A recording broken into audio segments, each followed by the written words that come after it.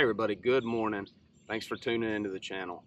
Today we're going to take advantage of something that is one of the funnest times of the year, funnest things for a bass angler to do, and that's to take advantage of the shad spawn. We're here on Pickwick. It's May 7th, 2024. We've got a beautiful cloudy morning. The shad spawn should be extended. Got here a little bit late because the biscuits weren't ready at my favorite gas station, but we're still here plenty early. The shad spawn should be in full effect. Now, keep in mind, I haven't been here since about April 21st because I've been on the road at Logan Martin, had some other business to take care of. So I'm just expecting, based off my history of knowing water temperature, time of the year, and fish in the Tennessee River, I'm expecting to take advantage of a shad spawn. We're going to start with two baits, a spook and a spinnerbait, and we're going to start on the most obvious place on the entire lake, and that's the dam. I've caught fish all over the country on a shad spawn on the dam of a lake, so that's a really easy place to start. Let's go see what we can get done.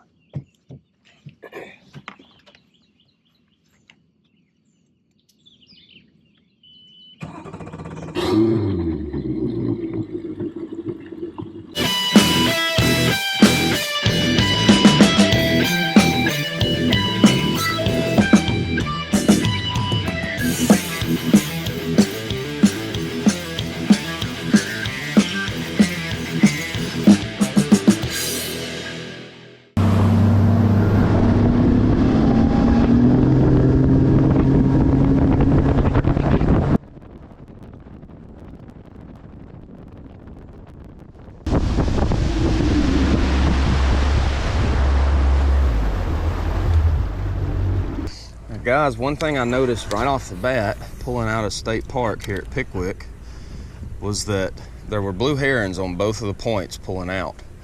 Now, there's often times that you'll see blue herons on the bank early in the morning. That's kind of normal, but when there's a shad spawn that's prevalent, you're gonna see them on points. That's or maybe a stretch of bank grass. I don't see any birds on the dam right away, and I don't visually see any shad spawning, but I just pulled up here and there's probably going to be a section of this dam that's got the fish congregated on it, and I'm sure there's some shad up here spawning. Our water temperature is 75.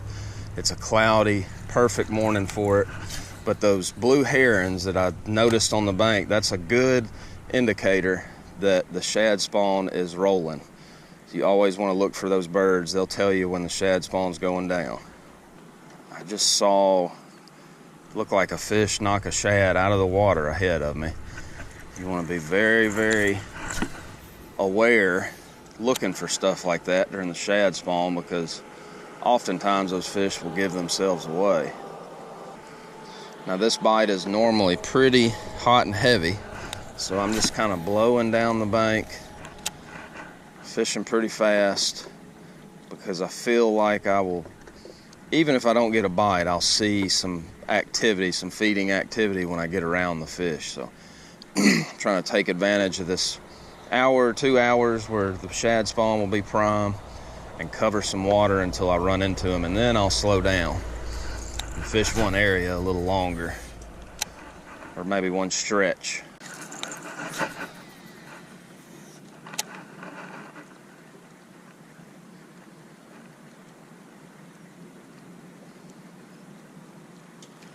Oh, he missed it. I'm gonna keep working it. And he got it. That steady cadence is important when they miss it.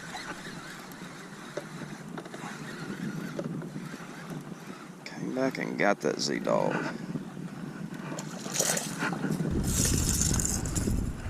Fat little spot. I bet there's more of them in there with him.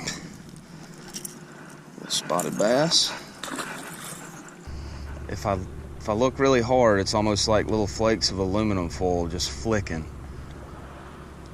on the surface. They're not right on the rocks, they're just out from them. So those shad are probably spawning in that 2 to 4 foot range on the riprap. Just saw one right in front of my bait right there. So they're not, for whatever reason, they're not right up on the rocks like you'll see them sometimes. I've actually seen a couple of fish hit off this point, so I should get Should get bit again pretty soon. If I don't, I'll probably pick the spinnerbait up and see if these fish aren't just a little deeper than what they want to come up for a topwater, feeding on those shad.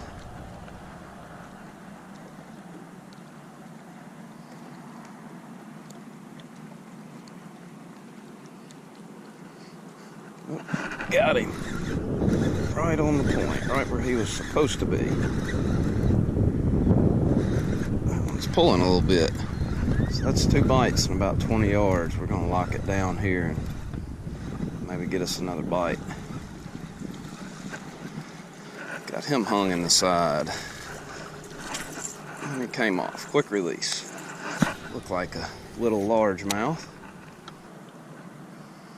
Working this Azuma Z Dog with a steady cadence, and I don't tap it real hard. If you see my rod tip, I'm just tapping it as I'm reeling, just guiding it along, and it does something that I call slithers.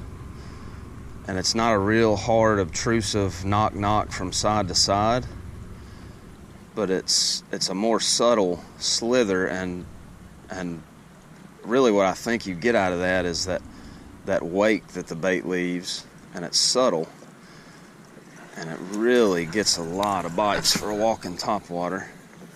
Make that same cast one more time, and then I'll have to throw a spinnerbait in there. All right, so I feel like there's more fish there. I'll pick up this 3/4 ounce spinnerbait, shad color with nickel blades. Saw another one hit right around the corner. So I'm seeing some activity here.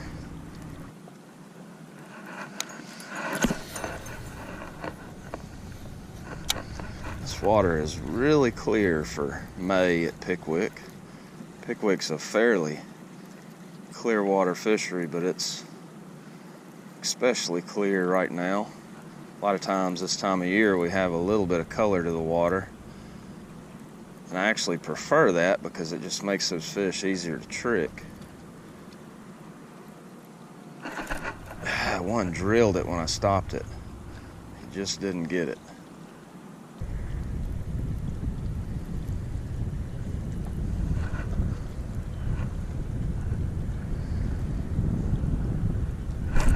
That one got it.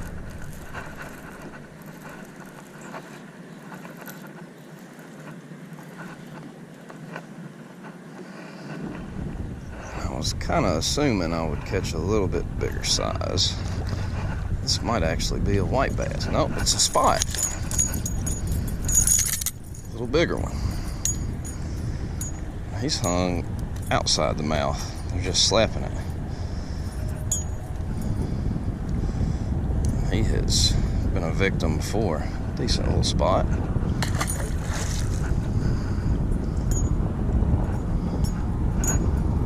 Did a number on that blade. When that happens, you make sure that that wire and that hook are in line so your bait runs straight.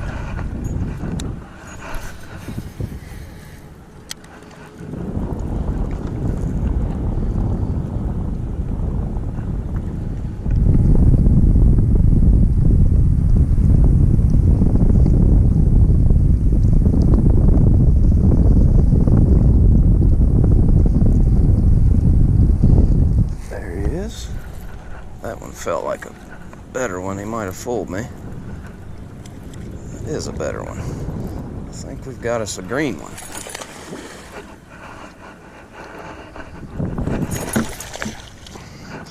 I think we've got us a green one, fellas.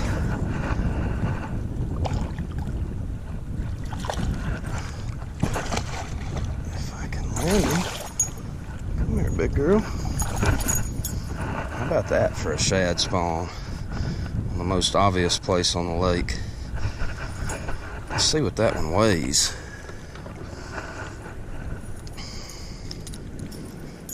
I want to talk about getting it. She had it. That's so much fun. It's like clockwork. Early May in the south.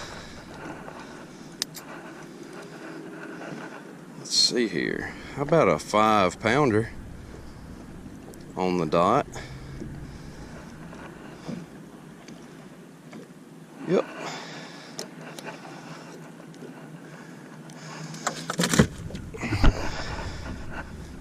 What a beautiful fish.